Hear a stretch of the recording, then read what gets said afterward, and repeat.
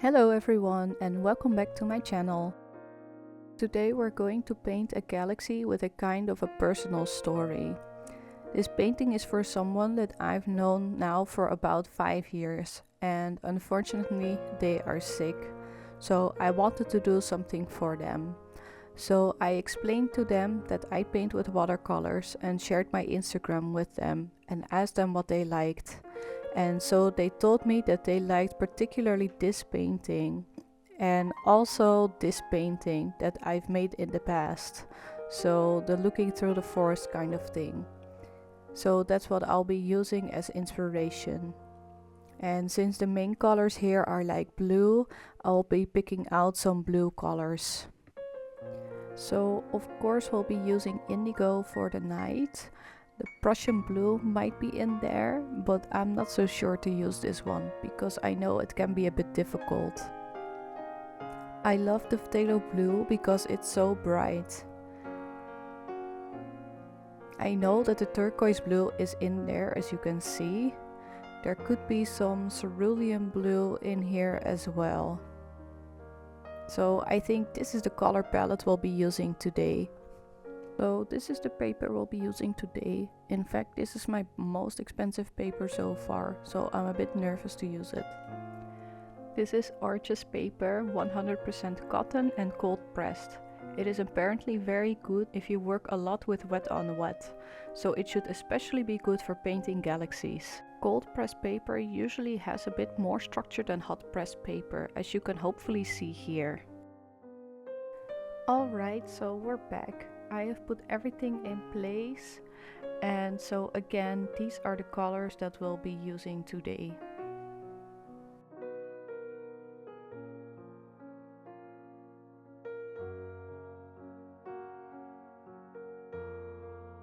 I have already activated my paints, so the next step now is to start wetting the paper, and I will come back to you when I did that. Alright, so the paper is now wet. It's still a little bit bulging, but I think it's fine, and I think I've wetted it thoroughly.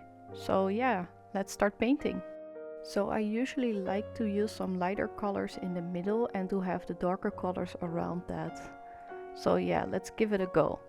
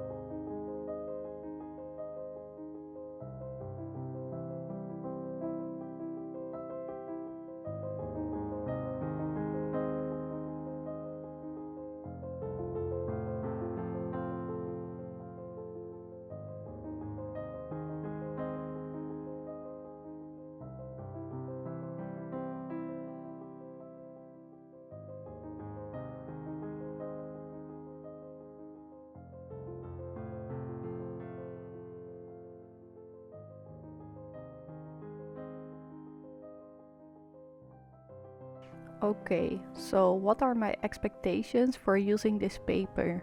I expect the paint to flow a bit better, but maybe I should have wetted it a bit more then. And I expect less bulging, which so far I think is the case. And I also hope that it will stay wet a bit longer.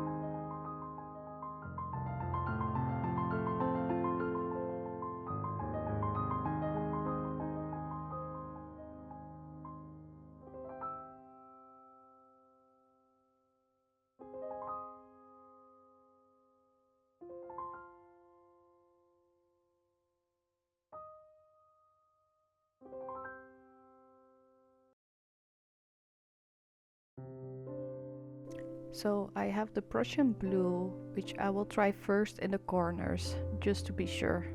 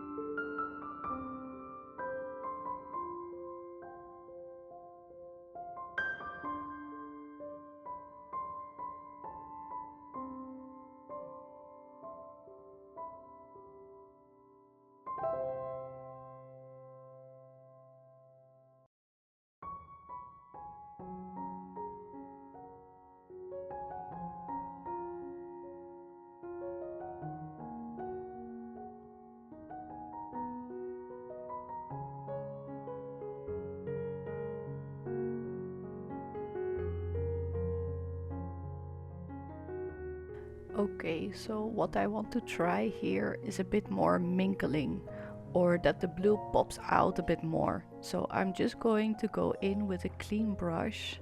I hope it's not too dry.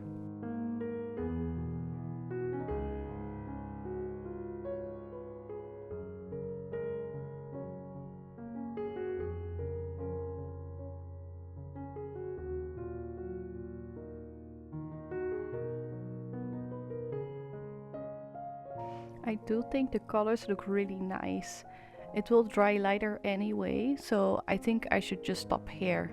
We'll give you guys a nice close-up. So this is what it looks like now, and let's leave it to dry. The painting has dried and this is a close-up. Okay, so this is what it looks like now. I do like the vibrancy of the colors, but there are still some parts that I want to do a little bit different. So what I'm gonna do now is I'm going to carefully re-wet the paper, and then we're going to be applying some indigo to, you know, bring that, like, especially here, you can see it's the darkness in there, so that the colors really pop out. So let's start applying the water very carefully. I'm really nervous for this part.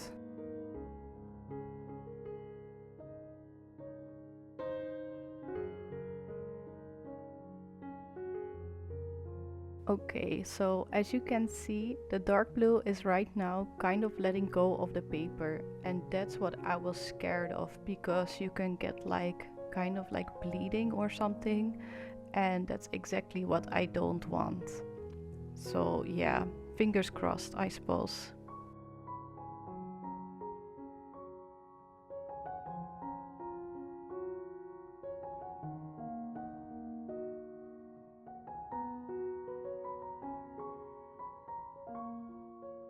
Alright, let's hope that this is now wet enough so that we can start applying our indigo.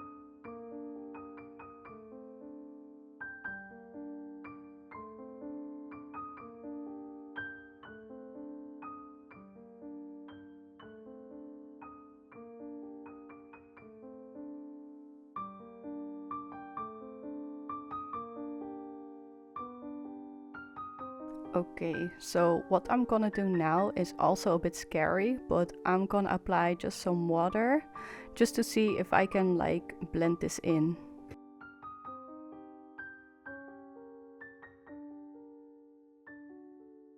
Okay, so what I'm also doing now is trying to create these kinds of blooms, because I think that will give some really nice effects. So fingers crossed that it's also doing what I want it to be doing. And maybe now's not the time to be experimenting, but I'm also kind of like, yeah, why not? I also need to remove some of the excess water here.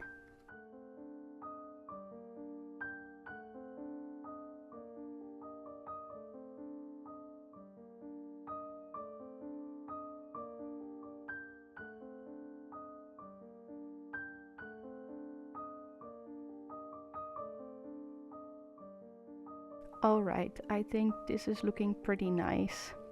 Okay, so let me immediately tell you something that I sometimes forget to pay attention to.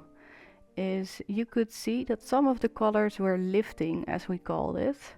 And actually that's something you can kind of predict. And that's also why I made these swatches. So what you can see, for instance here, like these teal colors, especially on top here, you see that I tried to lift the color of the paper. But you can see that it's actually, you know, there's not so much color that has lifted. For these three, especially the two on the left here, you can see that there's a pretty clear white line in the middle, which means that you can lift the color off very easily. So it's not so weird that when these colors started, you know, lifting of the paper, because I could have seen that from my swatches, but sometimes I just forget to check this. So learn with me. And now we're just gonna let this dry. Alright, so the painting has dried and right now it looks like this. I really like how it's turned out, so I'm very happy. So the person in question requested to have a cat in there, specifically a cat that looks kind of like this. It's mostly about the tail being up. So I found this picture online for inspiration and I traced it on this paper. So I hope you can see it here. And I was just thinking, like, how cool would it be if this cat is just, you know, he is somewhere here, depending on the colors exactly, but like somewhere here, and he's just admiring the sky, the beautiful starry sky. And I think that is absolutely great. So that's what I want to do. So that's what we're gonna do.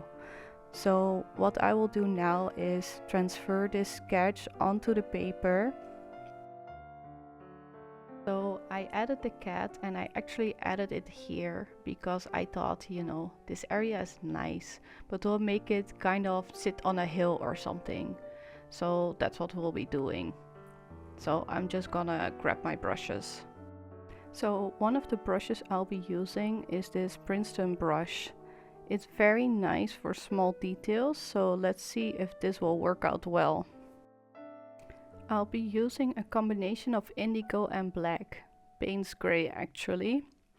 And here I want to add like a big tree so that it's kind of protecting the cat. And then here there'll be some low stuff. And then here also a bigger tree.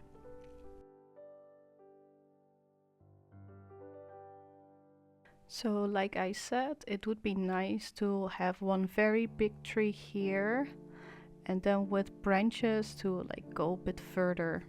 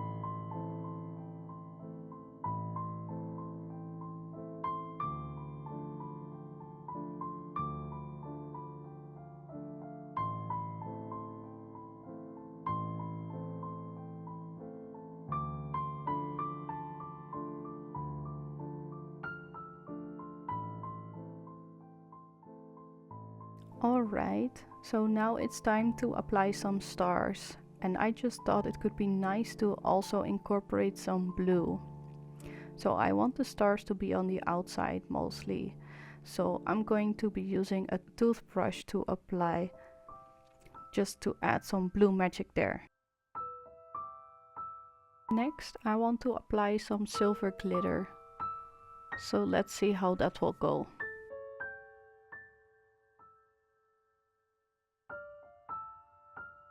And last but not least, some gold.